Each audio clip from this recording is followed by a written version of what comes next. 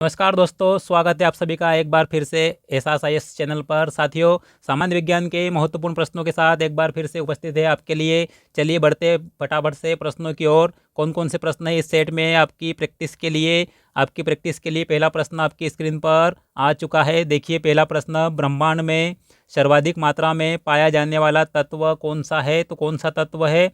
Hydrogen है ब्रह्मांड में सर्वाधिक मात्रा में पाया जाने वाला तत्व। नेक्स्ट प्रश्न की ओर बढ़ें। नेक्स्ट प्रश्न है, तंत्रिका ऊतक की इकाई। तंत्रिका ऊतक की इकाई है, क्या है तंत्रिका ऊतक की इकाई? इसकी इकाई होती है न्यूरॉन। क्या होती है? न्यूरॉन होती है। एक्सॉन क्या है? ये न्यूरॉन का सबसे लंबा भाग है। सबसे लंबा कौन सा भाग है? सबसे लंबा भाग। किसका सबसे लंबा भाग हो गया? ये न्यूरॉन का सबसे लंबा भाग है।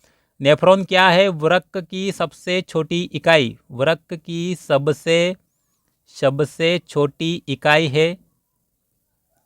और बात करें पोन्स की, तो पोन्स क्या है? निर्णय लेने में किसकी सहायता करता है? ये मस्तिष्क की। निर्णय में किसकी सहायता करता है? मस्तिष्क की सहायता करता है पोन्स। चले नेक्स्ट प्रश्न पर। नेक्स्ट प्रश्न है क्वेश्चन नंबर 3, प्रतिवर्ती क्रियाओं की खोज किसने की थी? प्रतिवर्ती क्रियाओं की खोज की थी मार्शल हॉल ने। किसने की थी? मार्शल हॉल ने की थी प्रतिवर्ती क्रियाओं की खोज।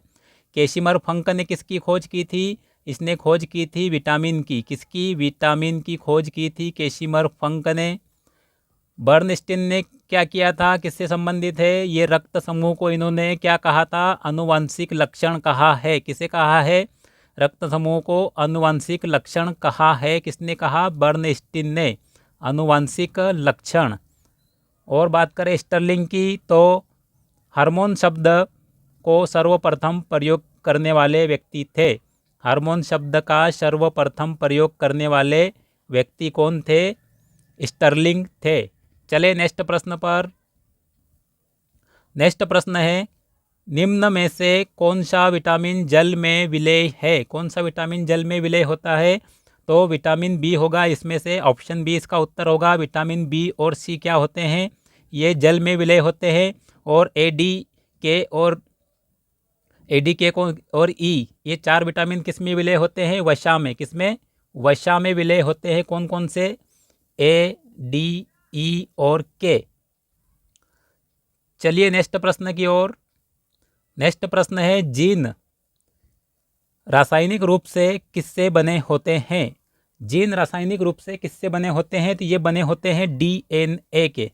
किसके बने होते हैं? डीएनए के बने होते हैं जीन। चले नेक्स्ट प्रश्न पर। मेंडल का आनुवंशिकता का सिद्धांत। किसका? मेंडल का आनुवंशिकता का सिद्धांत किससे संबंधित है? किससे संबंधित है मेंडल का आनुवंशिकता का सिद्धांत? तो ये होगा लैंगिक जनन से। किससे संबंध है? किससे संबंधित है आनुवंशिकता का सिद्धांत? लैंगिक जनन से संबंधित है मेंडल का। नेक्स्ट प्रश्न की ओर चलते हैं। नेक्स्ट प्रश्न है, स्टेपिज हड्डी कहाँ पाई जाती है? स्टेपिज हड्डी कहाँ मिलती है? कहाँ पाई जाती है? मानव शरीर में कर्ण में पाई जाती है। कर्ण या कान में पाई जाती है। और ये क्या है? सबसे छोटी हड्डी है। सबसे छोटी हड्डी है। और सबसे बड़ी की बात करें तो कौन सी है? सबसे बड़ी होती है फीमर। कौन सी? फीमर हड्डी सबसे बड़ी होती है। नेक्स्ट प्रश्न की ओर बढ़ते हैं साथियों। नेक्स्ट प्रश्न है, बायोटिन किस विटामिन का रासायनिक नाम है? बायोटिन किस विटामिन का रासायनिक नाम है? तो ये नाम है विटामिन B7 का। इसे बायोटिन कहा जाता है, B7 को। B1 का रासायनिक नाम या क्या नाम है इसका? थाइमिन नाम है। इसको रासायनिक नाम क्या दिया गया है? थाइमिन। B6 का क्या है? पायरिडॉक्सिन। क्या है? पायरिडॉक्सिन। पायरिडॉक्सिन है B6। और B9 क्या है? Folic acid. क्या नाम है इसका? Folic acid. ध्यान रखिएगा, ये रासायनिक नाम पूछ लिए जाते हैं परीक्षाओं में, इसलिए सारे विटामिन्स के रासायनिक नाम पता होना चाहिए। नेक्स्ट प्रश्न देखिए, क्वेश्चन नंबर 9, ल्यूटियोट्रोपिक किस हार्मोन का नाम है? किस हार्मोन को ल्यूटियोट्रोपिक भी कहा जाता है? तो ये कहते हैं प्रोलैक्टिन को। किसे कहते हैं? प्रोलैक्टिन हार्मोन को ल्यूटियोट्रोपिक हार्मोन भी कहा जाता है? ऑक्सीटोसिन को क्या कहते हैं? ऑक्सीटोसिन को दूध हार्मोन भी कहा जाता है। एस्ट्रोजन को क्या कहते हैं? नारी विकास हार्मोन। कौन सा? नारी विकास हार्मोन भी कहा जाता है एस्ट्रोजन को। और ये कौन सा हार्मोन है? प्रोलैक्टिन कौन सा है? प्रोलैक्टिन एक स्त्री हार्मोन है, स्त्री हार्मोन है। और स्त्राव कहाँ से होता है? पीयूष ग्रंथि से होता है, पीयूष ग्रंथि के अग्रभाग से। चलिए नेक्स्ट प्रश्न पर। पादपों में क्लोरोफिल को नष्ट होने से कौन सा हार्मोन बचाता है? पादप हार्मोनों में जो क्लोरोफिल होता है उसे नष्ट होने से कौन बचाए रखता है? कौन सा हार्मोन है? तो वो हार्मोन है फाइटोकाइनिन या साइटोकाइनिन। कौन सा? Option D. इसको फाइटोकाइनिन या साइटोकाइनिन भी कहा जाता है, साइटोकाइनिन। ये दोनों इसी के नाम हैं। फाइटो से मतलब होता है पौधे होते हैं, तो फाइटोकाइनिन और साइटोकाइनिन एक ही है, एक ही के नाम है हार्मोन के। और ये क्या करता है? क्लोरोफिल को नष्ट होने से बचाए रखता है। किस में बचाता है? क्लोरोफिल को। पादप हार्मोन है, ध्यान रखिएगा। चलिए नेक्स्ट प्रश्न की ओर। नेक्स्ट प्रश्न है, मानव रक्त की श्यानता विस्कोसिटी किसके कारण होती है? मानव रक्त की श्यानता किसके कारण होती है? प्रोटीन के कारण होती है। किसके कारण होती है? प्रोटीन के कारण श्यानता होती है मानव रक्त की, मानव रुधिर की। नेक्स्ट प्रश्न पे चलें। सबसे बड़ा लसिका ऊतक निम्न में से कौन सा है? सबसे बड़ा लसिका ऊतक। तो सबसे बड़ा लसिका ऊतक है प्लीहा। कौन सा है? प्लीहा, स्प्लीन। क्या कहते हैं इसे? स्प्लीन भी कहते हैं। स्प्लीन यह क्या है? लसिका, सबसे बड़ा लसिका ऊतक है। नेक्स्ट प्रश्न देखें। मानव शरीर की सबसे छोटी ग्रंथि कौन सी है? सबसे छोटी ग्रंथि कौन सी है? वो भी मानव शरीर की। तो यहाँ पर पीयूष ग्रंथि होगी। और कुछ स्रोतों में आपको पीनियल का भी नाम मिलेगा, पीनियल ग्रंथि का भी नाम मिलेगा। तो ध्यान रखिएगा, ऑप्शन के हिसाब से उत्तर बनेगा आपका। जब भी प्रश्न अगर आपके सामने आता है तो आपको ध्यान रखना है कि ऑप्शन में पीयूष ग्रंथि दी है या पीनियल ग्रंथि दी है। अब यहाँ पर आपको पीयूष ग्रंथि ऑप्शन में मिली है, इसलिए पीयूष ग्रंथि होगा। अगर पीयूष ग्रंथि नहीं है तो वहाँ पर पीनियल ग्रंथि उत्तर में लगा सकते हैं। नेक्स्ट प्रश्न देखें। आरबीसी का कब्रिस्तान किसे कहा जाता है? आरबीसी का कब्रिस्तान किसे कहते हैं? तो ये कहा जाता है प्लीहा को। किसे कहते हैं? प्लीहा। स्प्लीन ही होती है आरबीसी का कब्रिस्तान। किसका कब्रिस्तान? आरबीसी का कब्रिस्तान। प्लीहा में ही नष्ट होती है आरबीसी जाकर। चलिए नेक्स्ट प्रश्न पर। क्वेश्चन नंबर 15 देखिए। तिलचट्टे का रक्त किस रंग का होता है? तिलचट्टा किसका रंग, इसका रक्त किस रंग का होता है? तो इसका रक्त होता है सफ़ेद या रंगहीन। कैसा? सफ़ेद या रंगहीन होता है इसका रक्त, क्योंकि यह ऑक्सीजन के हेतु, ऑक्सीजन के परिवहन के लिए, O2 के परिवहन के लिए क्या करता है? हीमोग्लोबिन का उपयोग या प्रयोग नहीं करता है। किसका? हीमोग्लोबिन का प्रयोग नहीं करता है, इसलिए इसका रक्त कैसा होता है? रंगहीन होता है। नेक्स्ट प्रश्न की ओर बढ़ें। Question number 16। प्याज में कौन सा एंजाइम पाया जाता है? प्याज में कौन सा एंजाइम होता है? सिंथेज एंजाइम होता है प्याज में। कौन सा?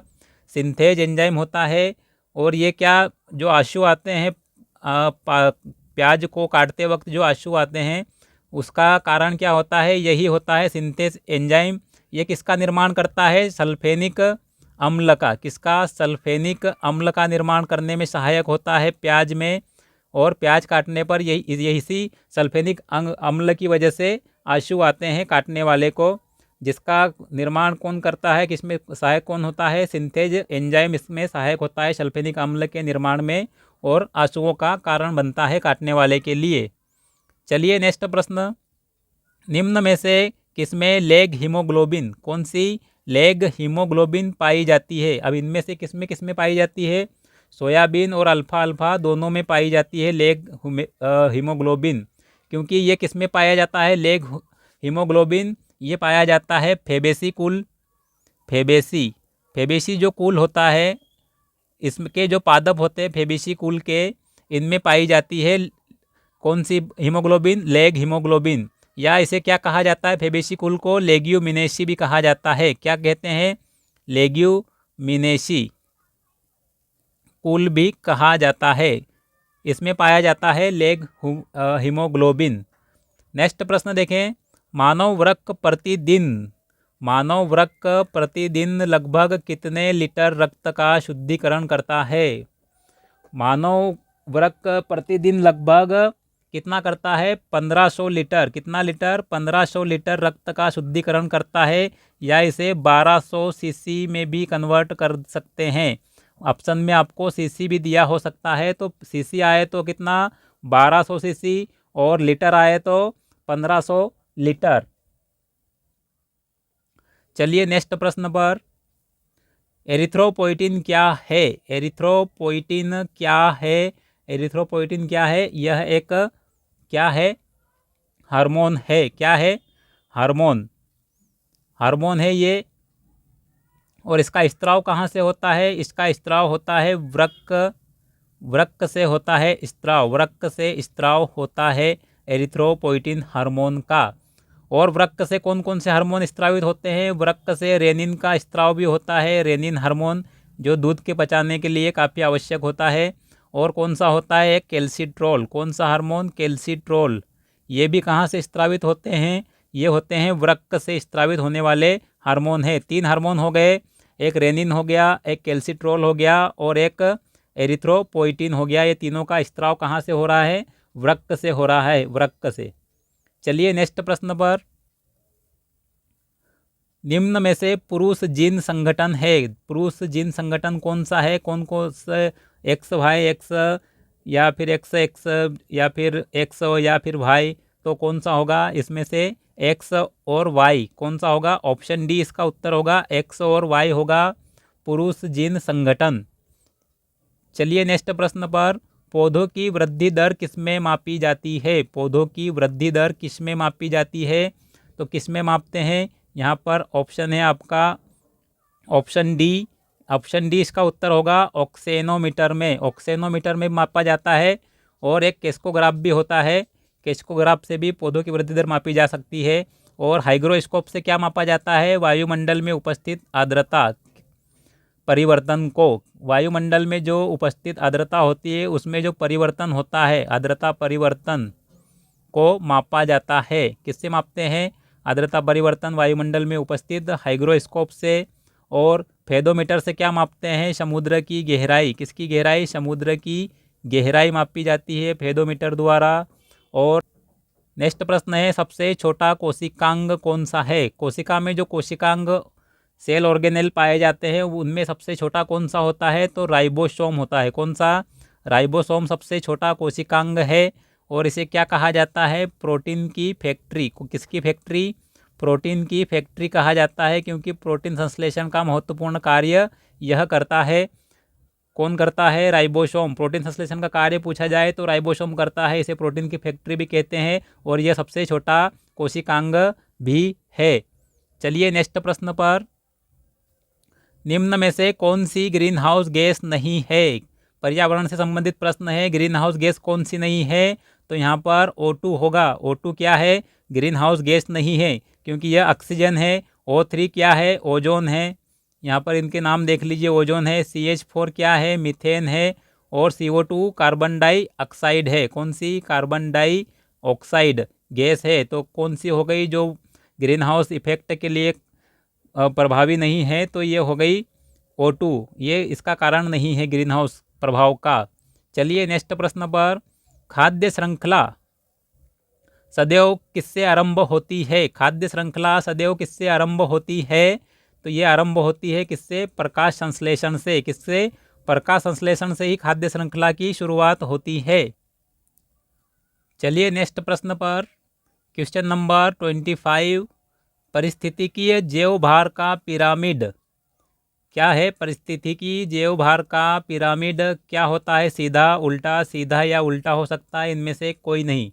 तो ये सीधा या उल्टा हो सकता है। जैव भार का पिरामिड सीधा या उल्टा हो सकता है।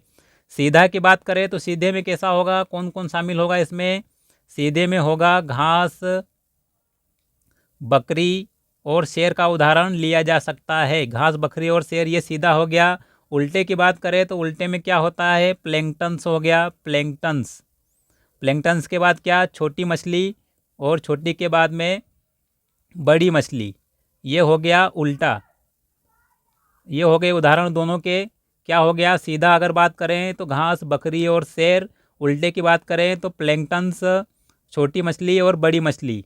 तो क्या हो सकता है? जेवभार का पिरामिड सीधा या उल्टा हो सकता है। नेक्स्ट प्रश्न देखते हैं। गुणसूत्रों के सिरों को क्या कहा जाता है? गुणसूत्र के जो सिरे होते हैं इन्हें क्या कहा जाता है? इन्हें टीलोमियर कहा जाता है। क्या कहते हैं? टेलोमियर कहा जाता है गुणसूत्रों के सिरों को। चले नेक्स्ट प्रश्न पर। मानव आनुवंशिकी के पिता किसे कहा जाता है? आनुवंशिकी के पिता तो ग्रेगर मेंडल को कहा जाता है, ग्रेगर जॉन मेंडल को। लेकिन यहाँ पर शब्द क्या है? मानव आनुवंशिकी के पिता कौन है? तो कौन हो है मानव आनुवंशिकी के पिता? ए गेरोड। कौन है? ए गेरोड मानव आनुवंशिकी के पिता है। ह्यूगो डी ब्रिज ने क्या दिया है? उत्परिवर्तन शब्द का प्रयोग किया था। उत्परिवर्तन, कौन सा? उत्परिवर्तन, म्यूटेशन भी कहते हैं इसे, म्यूटेशन। और ग्रेगर मेंडल ने क्या अभी बताया आपको? पादप आनुवंशिकी के पिता। और स्ट्रॉसबर्गर ने क्या किया था? गुणसूत्र की खोज की थी। किसकी? गुणसूत्र की खोज की थी। चलिए नेक्स्ट प्रश्न की ओर बढ़ते हैं। नेक्स्ट प्रश्न है, कायिक कोशिका में होने वाला विभाजन कौन सा है? इनमें से ऑप्शन दिए गए हैं, इसमें से कायिक कोशिका में कौन सा विभाजन होता है? तो ये होता है माइटोसिस। माइटोसिस विभाजन किस में होता है? कायिक कोशिकाओं में होता है। चलिए नेक्स्ट प्रश्न पर। धूप का विटामिन किसे कहा जाता है? धूप का विटामिन, सुंदरता का विटामिन, बहुत सारे विटामिनों के नाम अलग अलग तरीके से पूछे जाते हैं परीक्षाओं में। तो यहाँ पर धूप का विटामिन किसे कहते हैं? विटामिन डी को। या पूछा जाए सूर्य के प्रकाश से प्राप्त होने वाला विटामिन कौन सा है? तो विटामिन डी है, सूर्य के प्रकाश से प्राप्त होता है। चलिए नेक्स्ट प्रश्न पर। एंजाइम से संबंधित ताला चाबी सिद्धांत, साथियों काफ़ी महत्वपूर्ण प्रश्न है और काफ़ी नवीन प्रश्न है। क्या है? नवीन प्रश्न है। क्या है? ताला चाबी सिद्धांत किससे संबंधित है? एंजाइम से संबंधित है। और यह किसने दिया है? तो ये दिया है ई फिशर ने। किसने दिया है? ई फिशर ने दिया है ताला चाबी सिद्धांत। किसने दिया है? ई फिशर ने। और कोसलैंड ने कौन सा सिद्धांत दिया है? एंजाइम से संबंधित सिद्धांत इन्होंने भी दिया है। तो कौन सा दिया है? प्रेरित जोड़ सिद्धांत। कौन सा? प्रेरित जोड़ सिद्धांत किसने दिया है? किसने दिया? कोसलैंड ने। और ताला चाबी सिद्धांत किसने दिया? ई फिशर ने। किसने दिया? ई फिशर ने। एडवर्ड बुकनर का संबंध किससे है? तो ये एंजाइम को इन्होंने क्या नाम दिया था? जाइमेज कहा था। क्या कहा था? जाइमेज नाम दिया था। जाइमेज नाम किसको दिया? एंजाइम को। एंजाइम को इन्होंने जाइमेज कहा। और कुहने की बात करें तो इन्होंने सर्वप्रथम एंजाइम शब्द का प्रयोग किया था। सर्वप्रथम एंजाइम शब्द अगर पूछा जाए किसने प्रयोग किया था, तो किसने किया था? एंजाइम शब्द का सर्वप्रथम प्रयोग कुहने ने किया था। किसने? कुहने ने। चलिए साथियों, ये थे 30 महत्वपूर्ण क्वेश्चन सामान्य विज्ञान के, जो कि आपकी सभी के लिए महत्वपूर्ण है। जो भी एमपी एग्जाम्स की तैयारी कर रहे हैं, उसमें जेल प्रहरी और वन रक्षक या एमपीटीएटी शिक्षक भर्ती की जो भी परीक्षा है, उनमें सामान्य ज्ञान में और सामान्य विज्ञान दोनों ही काफ़ी महत्वपूर्ण भूमिका निभाते हैं। चलिए मिलते हैं अगले वीडियो में। इसी तरह के और वीडियो आपको मिलते रहेंगे। चैनल पर नए हैं तो सब्सक्राइब भी कर लीजिएगा। धन्यवाद साथियों।